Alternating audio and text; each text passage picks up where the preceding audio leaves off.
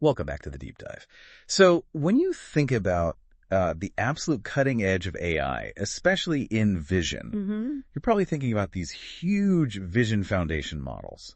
Things like DINOv2, CLIP. Absolutely. They're built on those vision transformer backbones, ViTs, really powerful stuff. And what's just incredible is how they learn, Yeah. from completely unlabeled data. Right. Self-supervised learning, or SSL, they sort of figure out the visual world on their own. The performance, the generalization, it's genuinely astounding. Makes you really think. It does. But, and this is the big but, isn't it? There's this huge hurdle. Oh, yeah. The compute cost. Exactly.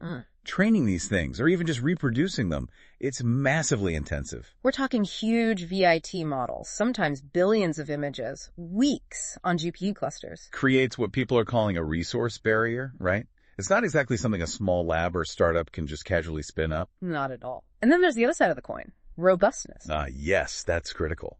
Because performance on clean lab data is one thing, but real-world conditions, sensor noise, bad weather, blur.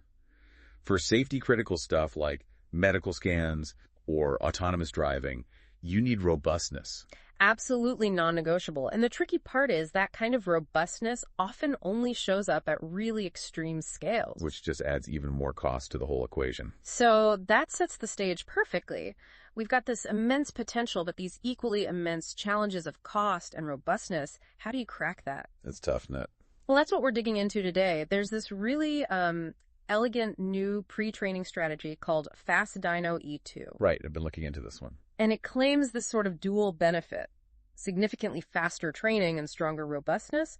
The idea is to make these amazing models way more attainable. Which would be a huge deal. So let's unpack it. FastDINOv2. The core idea seems to be this two-stage curriculum for DINOv2 pre-training. Exactly. It's designed specifically to hit those compute and robustness problems without needing Google scale resources. And it uses this idea of curriculum learning. Sounds kind of like how you'd teach a kid.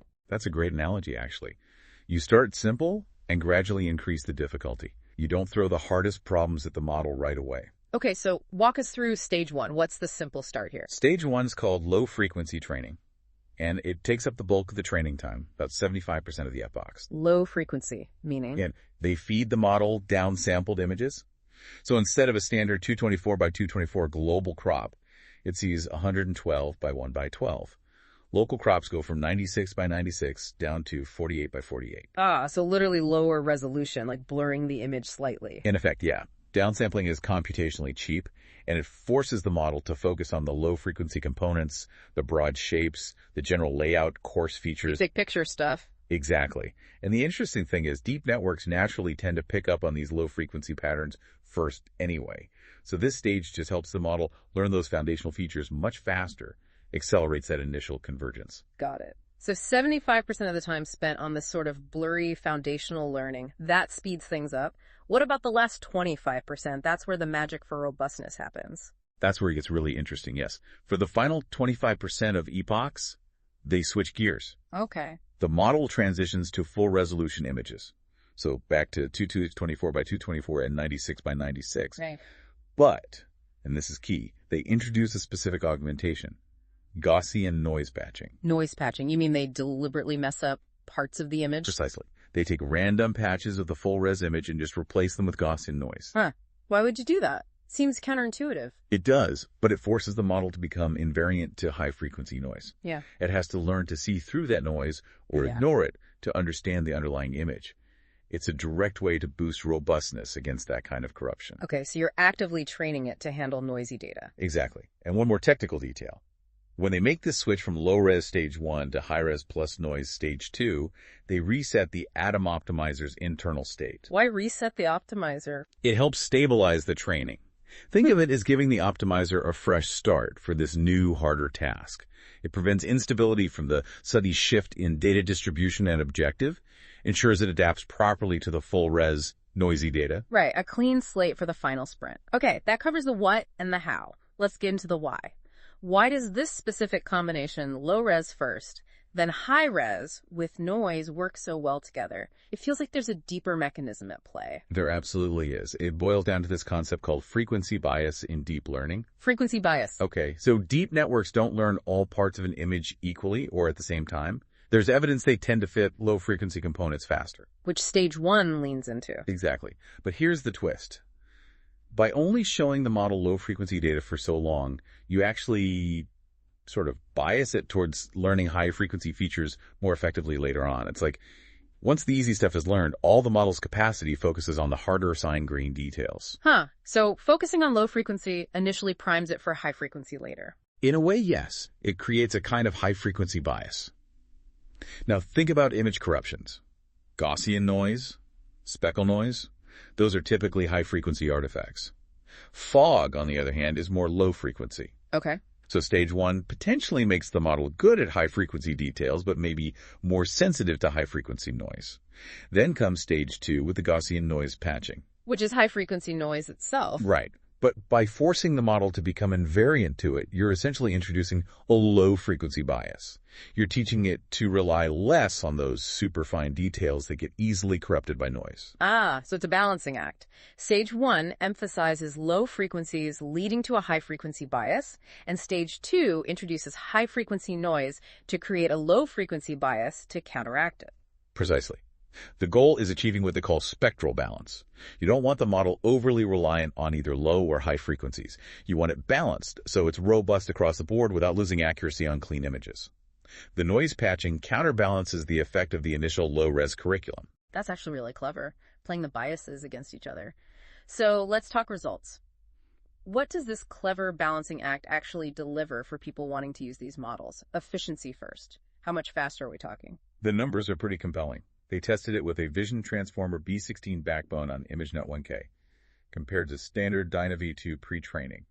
FastDINOv2 cut the time by 1.6x. 1.6x faster? What's that in real terms? Well, DINOv2 took about 16.6 days. FastDINOv brought that down to just 10.3 days. Wow, that's nearly a week saved. Significant. What about actual compute, the FLEs? Even better there. FLPs were reduced by 2.25x, down from around 494 gigaflops to about 220 gigaflops. So faster and cheaper runs. That's huge. Definitely. And you mentioned memory before. That's often the real killer for smaller teams. How does it stack up there? That's another big win, especially in stage 1. For the same batch size, say 128, FastDINOv2 used only about 9.5 gigabytes of GPU memory per card. Okay. Compared to DINOv2 needing 33.5 gigabytes for the same setup. Whoa. That's a massive difference, like more than 3x less memory.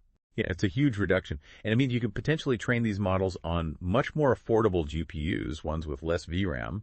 It really lowers that barrier to entry we talked about. That genuinely makes this tech more accessible. Okay, so it's definitely fast, check. But did they sacrifice performance? What about robustness and accuracy? Does it still perform as well? That's the remarkable part, largely. No sacrifice, and in some ways it's better. On the standard ImageNet-C benchmark for corruption robustness, its error rate was 56.7%. Basically identical to DINOv2's 56.5%. So it handles general corruptions just as well. Yep. And on linear probing, a common way to measure feature quality, it got 76.2% accuracy, which is very close to DINOv2's 77.8%. So core performance is maintained. Okay, competitive. But where does the enhanced robustness come in? It really shines against those high-frequency corruptions, which makes sense given the noise patching in stage 2. On ImageNet-100C, looking at specific noise types, get this, accuracy on Gaussian noise went up by over 25%. 25%. Yeah. Impulse noise, up 27%. Shot noise, up 24%. Speckle noise, up 20%. These are huge gains in handling noisy data. That's not just a small tweak. That's a massive improvement in reliability for noisy conditions. Exactly. And crucially, this comes with only a tiny, tiny drop in clean accuracy, just 0.2%. So you gain all this noise robustness essentially for free. Wow. And it even helped a bit with some mid-frequency stuff like glass blur, defocus blur, a tiny bit on Gaussian blur too. That's impressive. So it holds its own on clean data, matches overall robustness, and significantly improves on specific common types of real-world noise. Pretty much sums it up. Okay, so it's good at classification and handling noise. Yeah. Does this translate to other, maybe more complex vision tasks like instance recognition, finding specific objects? Good question. They checked that too. On the Oxford Instance Recognition dataset, FastDINOv2 actually outperformed the DINOv2 baseline. Outperformed. By how much? By about 3.7% on the easy split and 1.2% on the medium split. Performance was similar on the Paris dataset. So yes, it seems to generalize well to identifying specific object instances. Okay, that's promising. What about tasks requiring really fine-grained detail, like semantic segmentation where you label every pixel? I mean, it spent 75% of its time on blurry images. Mm-hmm. Did that hurt its ability to see the detail? You'd think it might, right? But surprisingly, no. On the 80-20K semantic segmentation benchmark, FastDINOv2 essentially matched DINOv2's performance. Really? Same performance? Yep, 19.16 mean intersection over union versus 19.2 for the baseline. Basically identical. It shows that even with the initial low-frequency focus, the model fully recovers the ability to understand fine-grained pixel-level details in Stage 2. That's quite something. It learns the foundations efficiently, then effectively catches up on the details and adds robustness. It seems that way. Were there any, visualizations that helped understand how it's doing this, seeing what the model is looking at? Yeah, they included some insightful visual evidence. They used GradCam, which highlights image regions the model focuses on for its predictions. Uh-huh. And the GradCam maps for FastDINOv2 showed it emphasizing object contours much more strongly than the baseline DINOv2. More focus on the edges and outline. Exactly. It suggests that the low-res pre-training might provide a better initialization, helping it lock on to those core object shapes more effectively. Interesting. Anything else? They also looked at Fourier error sensitivity heat maps.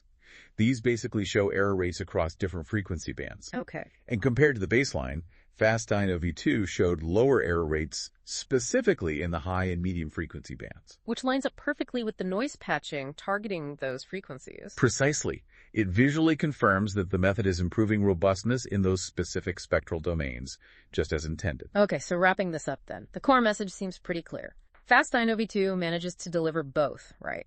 Significant efficiency gains less time, less compute, crucially less memory. Making it much more accessible.